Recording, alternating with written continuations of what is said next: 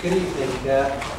Good evening. It's a great pleasure to be here again. I was here about 8 or 9 years ago, and it was very enjoyable on that occasion, and so we were very happy when we were able to make another stop here on a sort of extensive tour that we're doing, mainly to go to the World Parliament of Religions in Melbourne.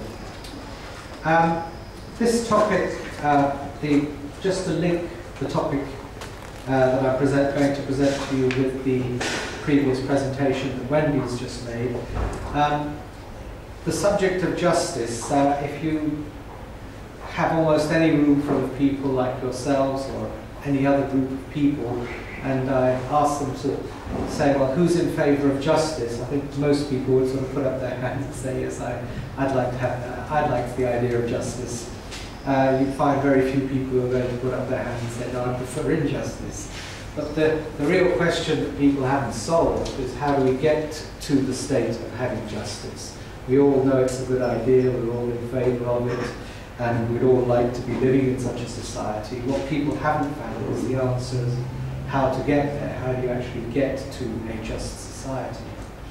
And we've had, in human history, particularly, let's say, in the last 200 or 300 years, we've had several attempts to create, several revolutions trying to attempt to create a more just society. We had the French Revolution, the American Revolution, various communist revolutions around the world, the Islamic Revolution in Iran. All of these said, we're going to give you a just society, and all of them ultimately failed to do just that.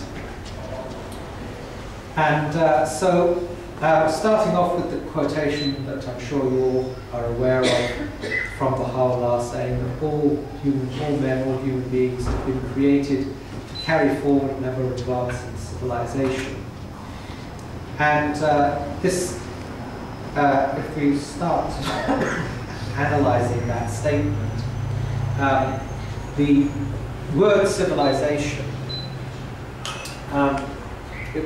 this is from the Oxford English Dictionary's definition of it, and the particular word in the middle of all that definition that I'd like to draw your attention to is this one here. That word civilization comes from the Latin word meaning city.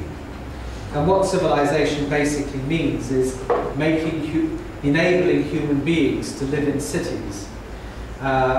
Human beings moved from various types of tribal societies into cities roughly 6,000 to 10,000 years ago.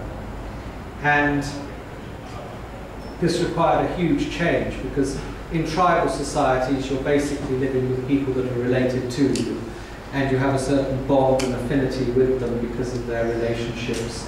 If you believe these, if you are familiar with the sort of evolutionary argument of the selfish gene, that we're all programmed to advance our set of genes, whether it's personally in us or in close members of our family. That's what we're programmed to do instinctually. And when we move into cities, we start living next door to people who are not related to us, who are not carrying the same set of genes.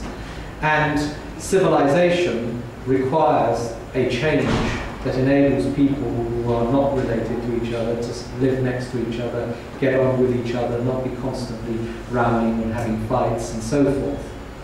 And this change in human society required a huge change in the social structure, going from a tribal structure to the structure in a city. You had to create a new social order in order to do that.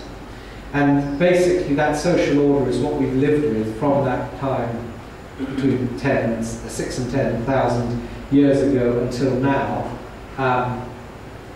We've created a type of society which enables us to live together in large communities that are not related to one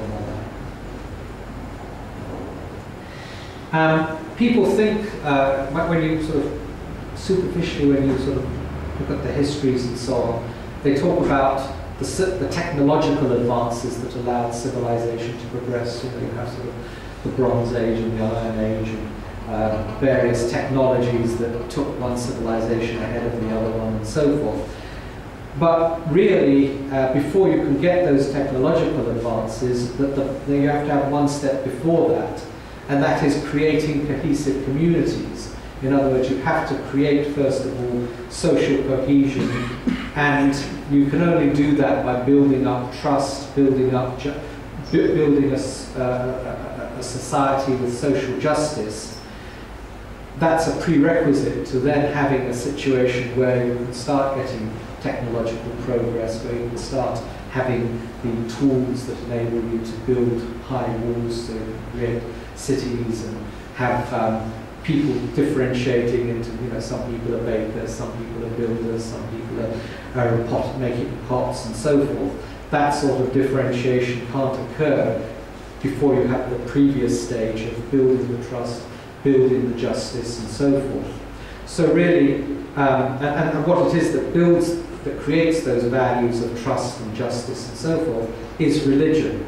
Religion is the bond, the cohesive force that enables people to live together and therefore allows the civilization to be created, that then creates the technological advances and the progress in the arts and all of the other features of civilization.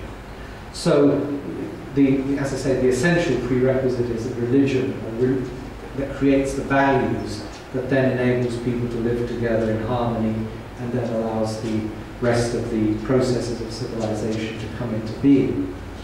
And a good example of this, of course, the best example in recent history is the case of Islam. Before Islam, the area of Arabia, this was a tribal society. People were feuding. There were tribal feuds going on for generations. If one person didn't belong to a tribe, he could be killed without any consequences. The only law that existed was what each tribe could exert over a particular area. And they're reported to have thought nothing, for example, of burying their baby daughters alive.